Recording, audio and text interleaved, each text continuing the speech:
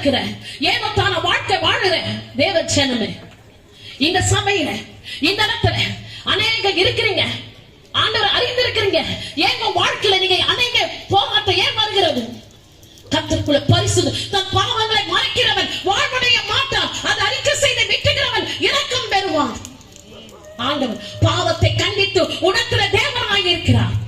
உனக்குள்ள பாவம், உனக்குள்ள பரிசுத்தம் இல்ல, உனக்குள்ள தேவ பக்தி இல்ல, எப்படி ஆசீர்வதிப்பா? எப்படி உன்னை உயர்த்துவா? எப்படி உன்னை நடத்துவா?